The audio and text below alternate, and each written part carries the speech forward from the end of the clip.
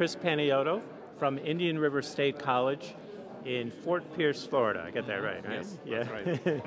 And Chrys is the Innovative Program Award winner here at the SAME-TEC 2008 conference. Congratulations, Chrys. Oh, thanks, Gordon. I appreciate that. Yeah, you certainly deserve it. I had the, I guess, the privilege of seeing your school back a couple months ago at a meeting. I was so impressed with the work you're doing, and I really think you're a very modest person, but I think you're one of the leaders in the country here in some of the things you're doing. Very impressive.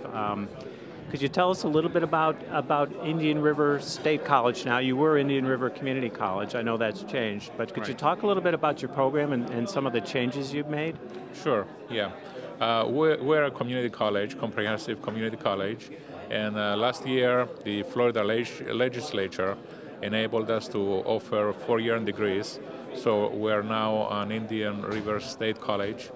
We're not planning to have a 4-year degree in electronics yet. We do have a 2-year AAS program in electronics engineering technology with many different specializations. We have specializations in robotics and automation, in photonics, lasers, fiber optics. We have one in biomed, and also one in telecommunications. Not as big as yours, just the basic telecommunications.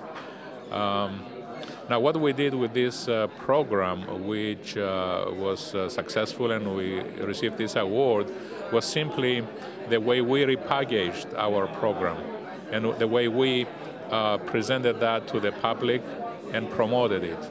It's the same courses, the same content. It's just, like I said, the wrapping it together in a different way and presenting it. So basically, we took the core of electronics, we left it alone, and we added together courses from the photonics area and the robotics area, and we called that an institute. And we have the courses offered Monday through Thursday from 8 to about noon, and the students are required to take them all as a cohort, so the classes all they never get canceled. We have a recruiter that goes out to high schools and recruits intensely these students and brings them into the classes. Yeah, now you really rebuilt a program that was very close to being shut down, didn't you? Right. Yes, our program was declining, from the early 90s all the way until to 2005. In 2005, we decided that we had to do something drastic, and that's when we came up with this idea of creating the institute and market it. And to be honest, we got the idea or part of it by looking at the private schools, the way they do their recruiting and their marketing. So we got we used their ideas as far as marketing and recruiting, and at the same time maintaining the content and the level that we teach at a public community college without diluting that, using the two together, creating this new dynamic, which enabled us to have this enrollment. We have 100% enrollment right now. Yeah, and you have a waiting list, don't you? Yes, we do. We can accept only 24 students, and right now we have usually 35, 40 applying, and so we accept the 24 that we go through the selection process that we have, and the rest of them, we suggest them to take the evening program that we have. But still, not all of them can go to the evening classes, so we do have 5, 6 people waiting to get in. That's great. Now, you're involved with the SAME-TEC Photonics Center also, right? Yes, I'm a co-PI of the SAME-TEC project, and that one really helped us quite a bit. The infusion of photonics in our programs, the addition of lasers and optics and fiber optics, and all of these new technologies that resonate with the young kids really was one of the main reasons for this change and the increase in the enrollment. That's great. Yeah, I know you had met with, when did you first start with, what was pre-op-tech, right? You started working with Dan Hull a little earlier? Right. They had a previous NSF project called STEP, and then that's when I found out about it. I was looking for information for optics and photonics, and that's when I stumbled into it.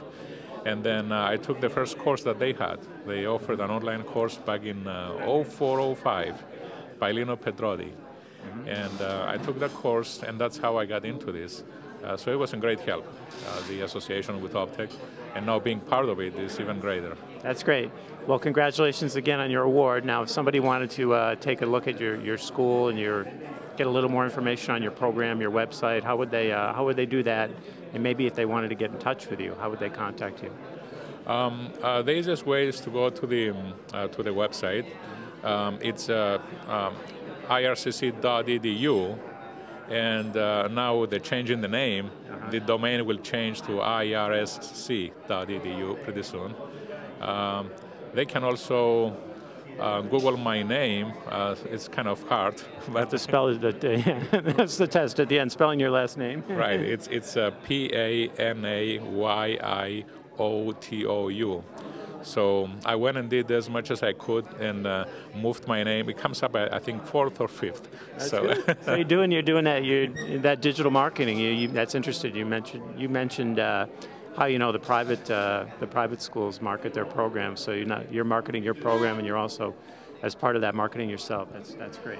Yes, it is. It's something that you have to be aware of. You cannot just let other people.